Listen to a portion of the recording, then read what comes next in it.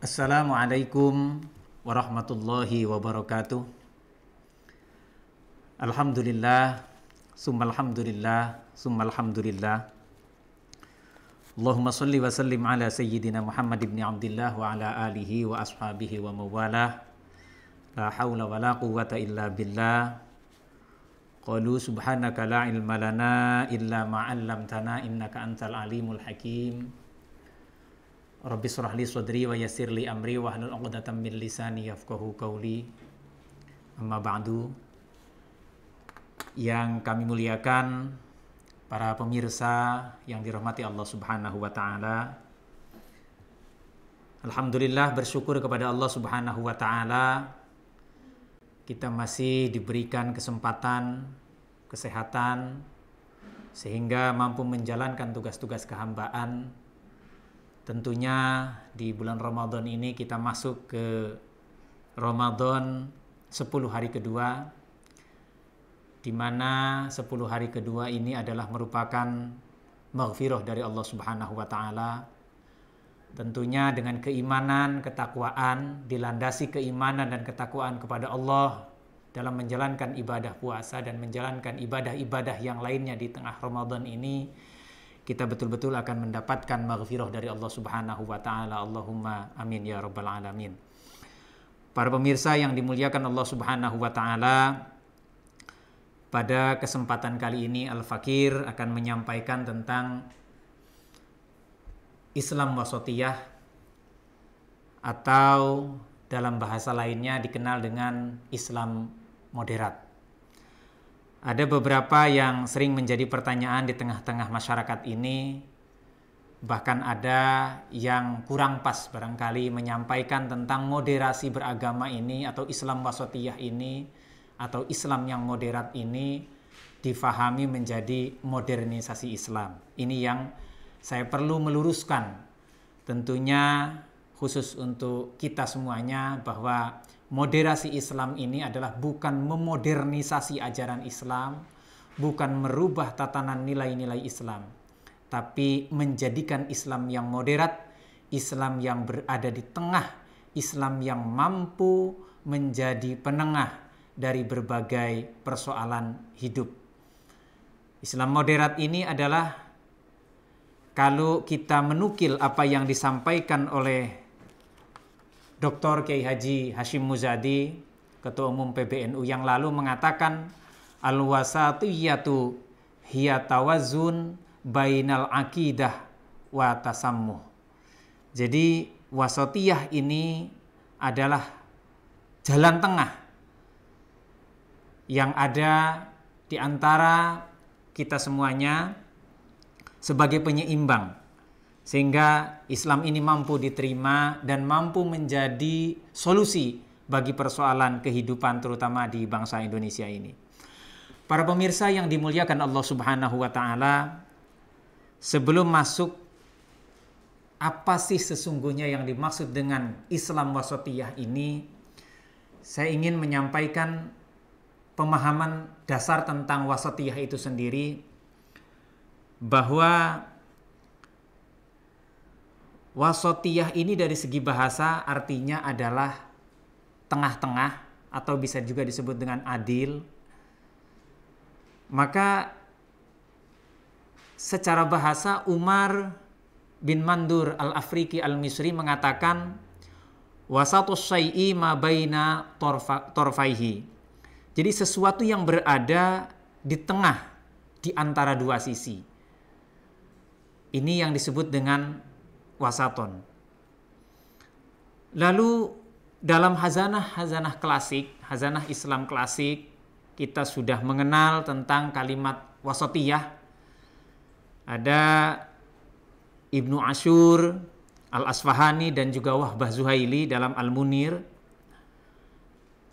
Saya akan mengambil satu pengertian wasatiyah yang disampaikan oleh Al-Mukarram Wahbah Zuhaili ini dalam tafsir Al-Munirnya, mengatakan wasatiyah ini adalah al-markazud dairah, yaitu sesuatu yang berada di tengah-tengah. Dan ini digunakan sebagai kata sifat dan juga bisa digunakan untuk perbuatan yang terpuji. Maka ini didasarkan kepada ayat Al-Quran, wa kadzalika ja'alnakum ummatan wasatan litakunu syuhada 'alan nas. Allah ini memilih kalimat wasaton dalam ayat Al-Baqarah ini tentunya dari beberapa literatur yang kita fahami, yang pernah kami baca, bahwa setidaknya ada dua alasan ketika Allah Ta'ala menempatkan kalimat wasaton dalam ayat wa ja'alnakum ummatan wasatan litakunu syuhada 'alan nas. Yang pertama setidaknya bahwa Allah ingin menjadikan umat Islam ini sebagai saksi atas perbuatan-perbuatan umat lainnya, berada di tengah. Wasaton litakunu syuhada 'alan nas. Yang kedua, ini adalah sebagai sebuah penunjukan, indikasi yang menunjukkan jati diri umat Islam yang sebenarnya, yaitu bahwa dalam konteks Islam, umat Islam ini adalah merupakan umat yang terbaik, atau yang disebut dengan kaidah khairu ummah. Sekali lagi, bahwa melihat kalimat wasaton ini dari segi bahasa adalah merupakan yang berada di tengah-tengah, maka bagaimana kita mampu mengaktualisasikan, bagaimana mampu mengejawantahkan konsep wasaton dalam Al-Quran ini, konsep wasatiyah dalam Al-Quran ini ke dalam kehidupan sehari-hari. Ini yang paling penting. Karena Islam adalah merupakan agama yang memiliki cita-cita yang tinggi, dan kehadiran Islam wasatiyah ini adalah bagaimana menjadikan agama Islam ini berada di antara realitas dan idealitas keberagamaan tentunya di Indonesia ini. Selain ayat Allah dalam Al-Baqarah tadi, kita juga sering atau kenal dengan dengan sebuah hadis Rasulullah Shallallahu Alaihi Wasallam yang berbunyi khairul umur awsatuha, bahwa sebaik-baik urusan itu adalah yang tengah-tengah. Nah, dalam konteks keindonesiaan, Islam wasatiyah ini adalah, saya pikir, menjadi sesuatu yang harus bisa kita aplikasikan, harus bisa kita aktualisasikan, dan harus bisa kita ejawantahkan konsep Islam wasatiyah ini ke dalam kehidupan sehari-hari. Karena di Indonesia ini, negara kita ini adalah negara yang multi budaya, multi agama. Artinya banyak agama, banyak budaya yang ada di negara kita ini. Lalu bagaimana kita sebagai orang Islam, kita yang beragama Islam ini mampu hadir di tengah-tengah mereka, dan juga mereka mau menerima kita.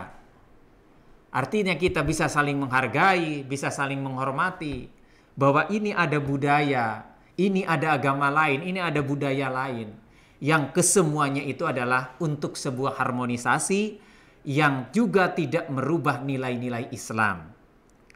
Maka kalau kita melihat ke belakang bagaimana sejarah Islam ini masuk ke Nusantara ini, Islam sesungguhnya di abad 3 ini kan sebetulnya sudah masuk di Nusantara ini.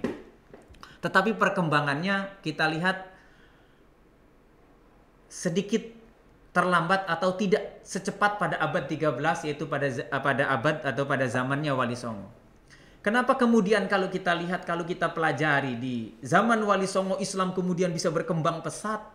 Karena mampu menghargai budaya. Islam mampu berkomunikasi dengan budaya yang sudah ada. Mampu menyapa dan menghargai budaya yang sudah ada di Nusantara itu sendiri. Sehingga kita kenal ada yang namanya wayang dan lain sebagainya. Artinya apa? Bungkusnya masih dengan nilai-nilai seni, tetapi isinya sudah nilai-nilai Islam. Inilah kemudian dalam singkat cerita bahwa Islam kemudian berkembang pesat pada zaman Wali Songo hingga hari ini, karena Islam mampu atau akomodatif terhadap nilai-nilai budaya atau nilai-nilai kesenian yang sudah ada di Nusantara ini. Para pemirsa yang dimuliakan Allah Subhanahu wa taala, Islam bagaimana bisa menjadi sebuah jalan tengah.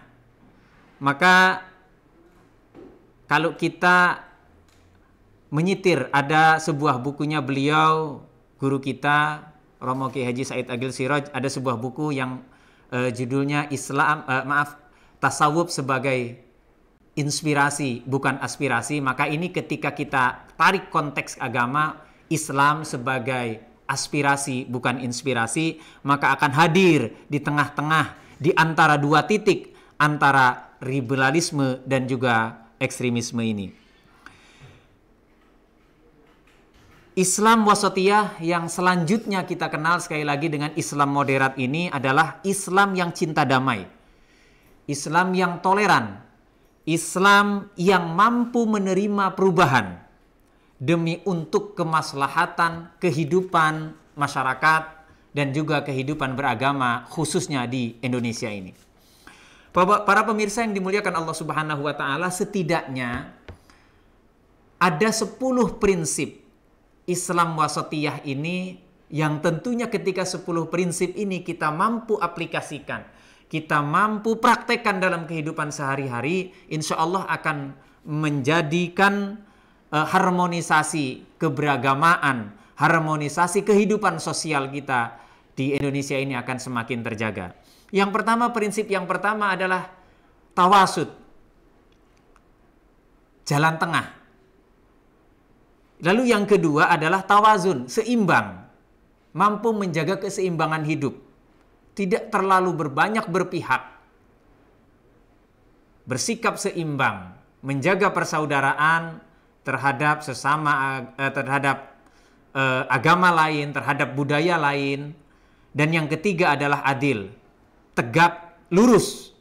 Dan yang keempat adalah tasamuh, toleran.